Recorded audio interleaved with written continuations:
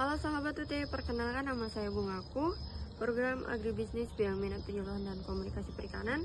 Kali ini saya akan menyampaikan materi praktikum yang sudah saya dapat dari tugas Unit 2, studi kelayakan agribisnis berdasarkan analisis finansial. Laporan studi kelayakan agribisnis usaha budidaya ikan lele berdasarkan analisis finansial di Desa Sidomulyo, Belitang, Kabupaten Ogan Komering Ulu, Oku Timur. Lokasi praktikum dilakukan pada tanggal 24 November 2025 jam 8 sampai jam 9 waktu Indonesia Barat di Desa Sidomulyo, Kecamatan Belitang, Kabupaten Ogan Komering Ulu Timur.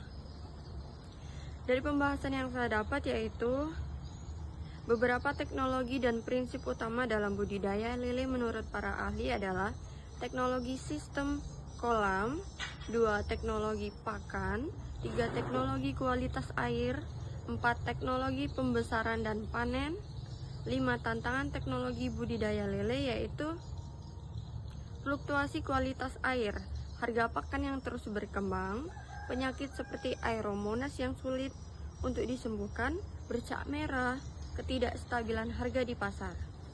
Namun, melalui manajemen teknologi yang tepat, tantangan tersebut dapat diminimalisirkan yaitu dengan studi kelayakan bisnis.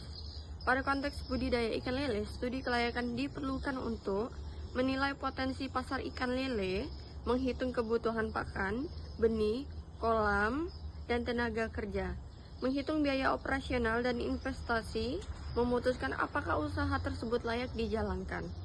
Bagi penanam modal, studi kelayakan menjadi dasar pengambilan keputusan dalam menginvestasikan dana pada agribisnis perikanan, seperti analisis kelayakan finansial, modal tetap, kolam, pompa, aerator, instalasi air, modal kerja, pakan, benih obat, probiotik, tenaga kerja, estimasi pendapatan dari hasil panen, cash flow usaha dalam suatu siklus produksi.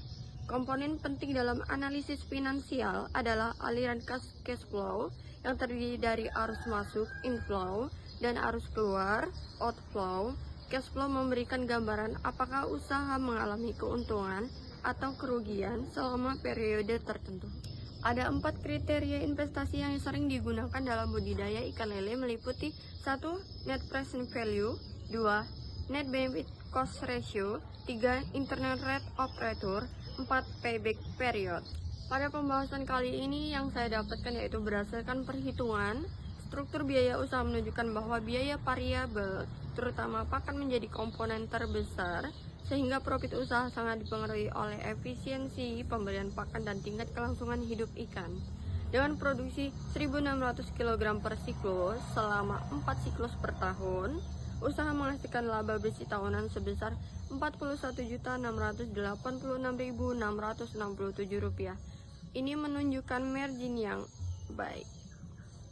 Pada dokumen yang sudah saya susun terdapat tabel 1 biaya investasi budidaya ikan lele, tabel 2 biaya operasional atau biaya tetap per tahun, tabel 3 biaya variabel per siklus, lalu ada penerimaan revenue, lalu ada laba bersih per tahun, analisis kelayakan investasi, kemudian kesimpulan yang saya dapat yaitu berdasarkan hasil analisis finansial budidaya ikan lele dapat disimpulkan bahwa usaha ini sangat layak dijalankan. Total biaya investasi yang dikeluarkan masih dapat tertutupi oleh penerimaan usaha selama periode operasional. Biaya operasional terbesar berasal dari biaya variabel, terutama pakan, sehingga efisiensi manajemen pakan menjadi faktor kunci keberlanjutan usaha.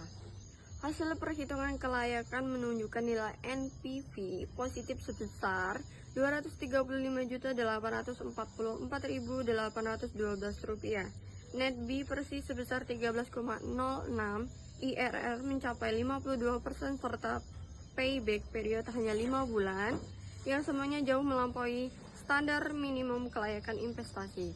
Hal ini menunjukkan bahwa usaha mampu memberikan pengembalian yang tinggi, cepat, serta memiliki risiko finansial yang relatif rendah. Dengan demikian, usaha budidaya ikan lele dinyatakan sangat menguntungkan dan layak untuk dikembangkan dalam jangka panjang. Sekian, terima kasih.